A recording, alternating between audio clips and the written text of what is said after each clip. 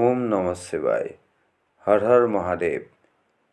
তো বন্ধুসকল, আজি পুনৰ আহিছোঁ এটা গুৰুত্বপূৰ্ণ বিষয়ক লৈ। বিষয়টো হ'ল যে আপোনালোকে কেতিয়াবা পূজা যদি কৰে, পূজা কৰোঁতে যদি কোনোবাৰ বা আপোনালোকৰ কাৰোবাৰ বা আপোনাৰে হওক বা অন্য কাৰোবাৰে হওক, যদি পূজা কৰাৰ সময়ত গাৰ নোম শিহৰি উঠে, তাৰমানে গাৰ নোম ডাল হৈ উঠে, বা যদি এনেকুৱা আপোনালোকৰ লগত ঘটনা সংঘটিত হয় যে আপোনালোকে যদি ক'ৰবাত ধৰক ভগৱানৰ গুণানুকীৰ্তন শুনিছে, তাতে আপোনালোকৰ গাৰ নোম ডাল হৈ গৈছে, ক'ৰবাত ভগৱানৰ বখান শুনিছে, তাতে আপোনাৰ গাৰ নোম ডাল হৈ গৈছে। ইনফেক্ট ক'ৰবাত যদি আপুনি আপোনাৰ ইষ্টদেৱ, যাক আপুনি পূজা কৰে, যাক আপুনি আপোনাৰ ইষ্টদেৱ বুলি ভাবে, যেনে ধৰক ভগৱান বিষ্ণু, মহাদেৱ বা বজৰংবলী, হনুমান বা মা কালী, মা দুৰ্গা বা মা পাৰ্বতী বা বাবা গণেশ, যাকে নহওক, যাকে আপোনালোকে ইষ্টদেৱ বুলি ভাবে, তেখেতসকলৰ যদি নাম বা ভজন বা গুণানুকীৰ্তন যদি আপোনালোকে ক'ৰবাত শুনে, তেতিয়াহ'লে আপোনালোকৰ গাৰ নোম এডাল হৈ যায় বা শিহৰিত হৈ যায়। বা যদি আপোনালোকে তেখেতসকলৰ পূজা অৰ্চনা কৰে, সদায় দৈনন্দিন যেনেকৈ পূজা অৰ্চনা কৰে, তেনেকৈ পূজা অৰ্চনা কৰোঁতে যদি আপোনালোকৰ গাৰ নোম শিহৰিত হৈ যায় বা ডাল হৈ যায়, তেতিয়াহ'লে সেই ঘটনাই বা আপোনাৰ এই গাৰ নোম শিহৰিত হৈ যোৱা ঘটনাই কি ইণ্ডিকেশ্যন দিয়ে বা কি ইংগিত দিয়ে, এই ঘটনাক লৈ আজি আমি বৰ্তমান যিটো আমাৰ এই টপিকটো আৰম্ভ কৰিবলৈ ওলাইছোঁ। ঠিক আছে বন্ধুসকল, তো এতিয়া আমি আলোচনা কৰিম যে যদি আপুনি ভগৱানৰ নাম লৈ থাকোঁতে আপোনাৰ গাৰ নোম যদি ডাল বা শিহৰিত হৈ যায়, বা এডাল নোম যদি থিয় হৈ যায়, ভগৱানৰ আপুনি পূজা কৰোঁতে হওক বা নতুবা ধৰক আপুনি ভগৱানৰ পূজা কৰি আছে, কিন্তু আপোনাৰ গাৰ নোমো ডাল হৈ গৈছে, বা গাৰ নোম ডাল হোৱা নাই কিন্তু, বা গাৰ নোম শিহৰিত হোৱা নাই কিন্তু আপোনাৰ চকুৱেদি চকু পানী ওলাইছে বা অশ্ৰু নিগৰিত হৈছে, তেনেকুৱা যদি ঘটনা সংঘটিত হয়, তেতিয়াহ'লে তাৰ একদম চিধা এটাই অৰ্থ, আৰু সেই অৰ্থটো হ'ল যে ভগৱানে আপোনাৰ পূজা বা আপোনাৰ যি ভগৱানৰ লগত যি আপোনাৰ কমিউনিকেশ্যন আছে, বা যি ভগৱানৰ লগত আপোনাৰ যি সম্পৰ্ক আছে, সেই সম্পৰ্কটো বা ভগৱানক যি আপুনি পূজা কৰি আছে, সেই পূজা অৰ্চনা আপোনাৰ ভগৱানৰ ওচৰত আপোনাৰ গ্ৰহণ হৈছে। অৰ্থাৎ ভগৱানে আপোনাৰ পূজা অৰ্চনা বা আপোনাৰ ইষ্টদেৱে আপোনাৰ পূজা অৰ্চনা গ্ৰহণ কৰিছে। সেইটো হ'ল এটা চিধা ইণ্ডিকেশ্যন বা চিধা ইংগিত হ'ল তাৰে। ঠিক আছে বন্ধুসকল, গতিকে সেই ক্ষেত্ৰত আপোনালোকৰ যদি কেতিয়াবা পূজা কৰি থকা অৱস্থাত যদি আপোনালোকৰ গাৰ নোম এডাল হৈ যায় বা শিহৰিত হৈ যায়, তেনে ক্ষেত্ৰত আপোনালোকে কোনো দ্বিতীয় কথা চিন্তা নকৰি আপোনালোকে এটা বস্তু চিন্তা কৰিব লাগে যে ভগৱান আপোনালোকৰ পূজা অৰ্চনাত সন্তুষ্ট হৈছে, বা আপোনালোকৰ পূজা অৰ্চনা ভগৱানৰ ওচৰত গৈ পাইছে বা ভগৱানৰ ওচৰত গ্ৰহণ হৈছে, আৰু তেনে ক্ষেত্ৰত আপোনাক তেখেতৰ ফালৰ পৰা এইটো ইণ্ডিকেশ্যন দিয়া হৈছে, বা আপোনাৰ ইষ্টদেৱৰ ফালৰ পৰা এইটো আপোনাক ইংগিত দিছে যে ভগৱান আপোনাৰ ওপৰত সুপ্ৰসন্ন হৈছে। নতুবা বন্ধুসকল আৰু এটা ঘটনাও হ'ব পাৰে, যিটো অলপমান সংকটজনক হয়।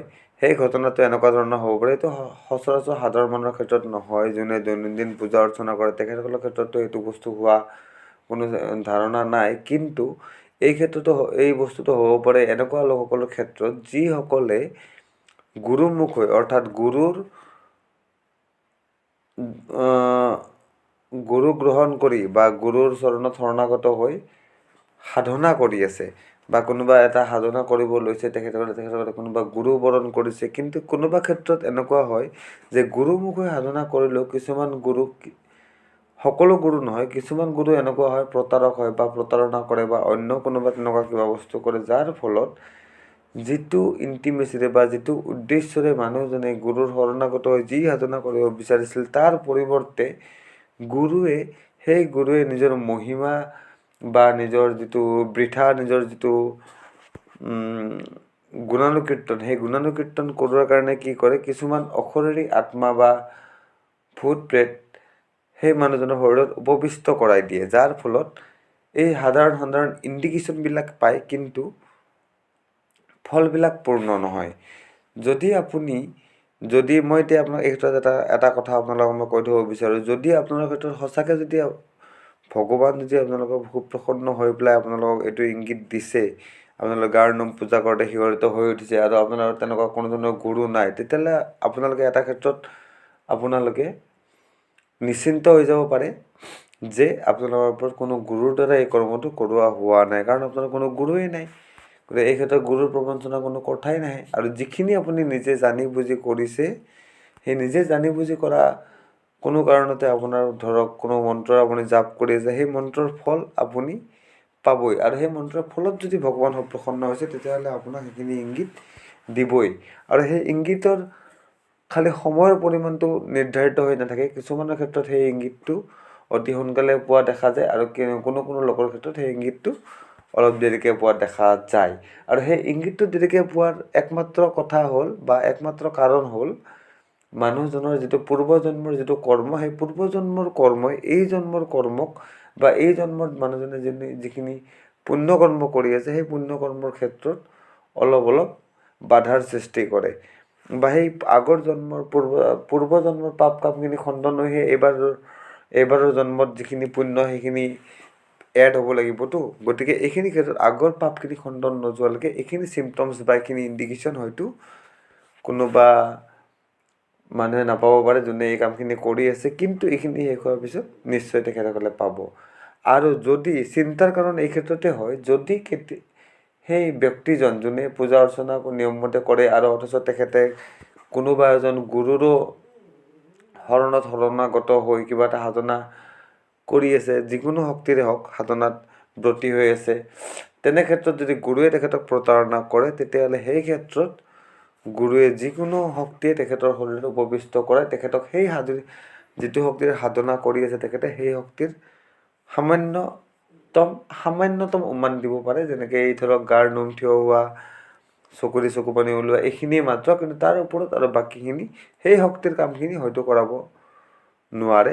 হয়তো এইখিনি কৰাব পাৰিব পাৰে যে এই যিটো শক্তি উপবিষ্ট কৰাই দিছে তাৰ ওপৰত যিজন সাধক, এই সাধকজনৰ সৰু সুৰা কিছুমান যিখিনি মনোবাঞ্ছা, ধৰক এতিয়া ক'ৰবাত কিবা এটা হ'ব লগা আছে, ক'ৰবাত কাৰোবাৰ শত্ৰু দমন কৰিব লগা আছে, ইনফেক্ট এইখিনিও হৈ যাব পাৰে যে ক'ৰবাত ডাঙৰ শত্ৰু দমন কৰিব লগা আছে আৰু সাধকজনে কৰি আছে, এতিয়া ধৰক ছাপ'জ মহাদেৱৰ সাধনা কৰি আছে গুৰুৰ শৰণাগত হৈ, কিন্তু গুৰুৱে তেখেতৰ ওপৰত জাপি দিছে কিবা এটা বেতাল, বা তেখেতৰ শৰীৰত উপবিষ্ট কৰাই দিছে কোনোবা এজন বেতাল, যাৰ ফলত সেই বেতাল এটা মহাশক্তিশালী বা মহাপ্ৰলয়ংকাৰী দেৱতাৰ ভিতৰতো পৰে, যিজনে কোনো ভূত প্ৰেত বা পিশাচ এইসকলৰ ওপৰত বেতাল।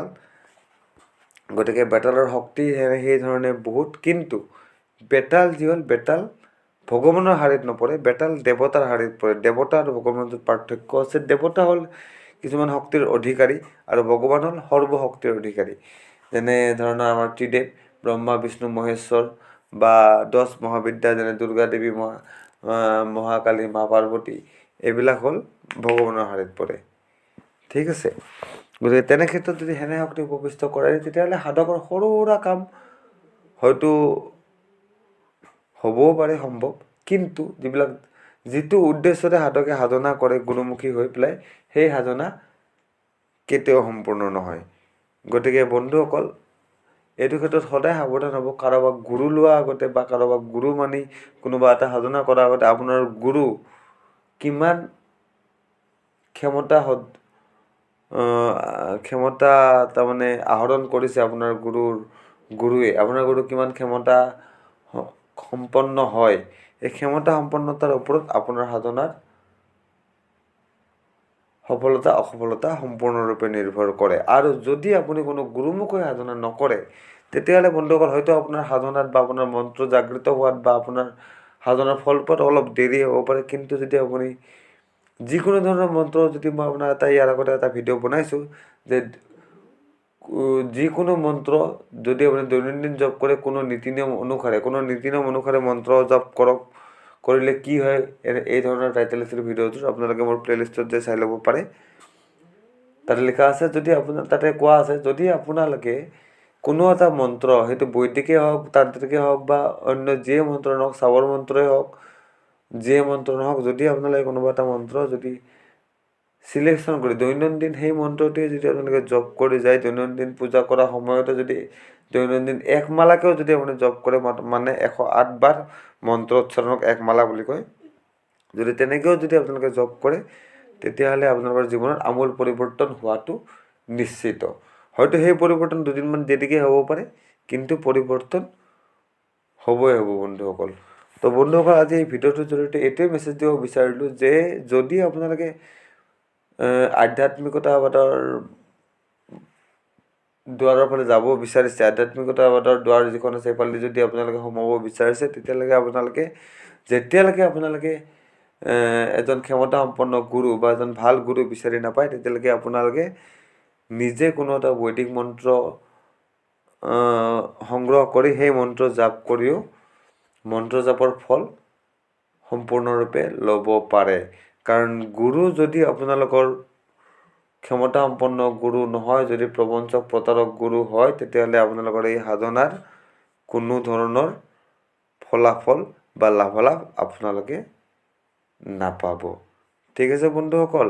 আৰু সাধনা নকৰিলেও আপোনালোকে যদি এইবিলাক ইনষ্টিংক্ট পায়, যদি আপোনালোকৰ কোনো গুৰু নাই, তথাপি যদি আপোনালোকে পূজা কৰোঁতে বা আপোনালোকৰ কোনো এজন ইষ্টদেৱৰ নাম যদি আপোনালোকৰ যিজন ইষ্টদেৱতা তেখেতৰ নাম শুনিলেই যদি আপোনালোকৰ দেহৰ নোম দাং খাই উঠে বা শিৰ খাই উঠে, তেতিয়াহ'লে আপোনালোকে গম পাব যে ভগৱানৰ বা আপোনাৰ ইষ্টদেৱতাৰ আপোনাৰ ওপৰত কৃপা আছে।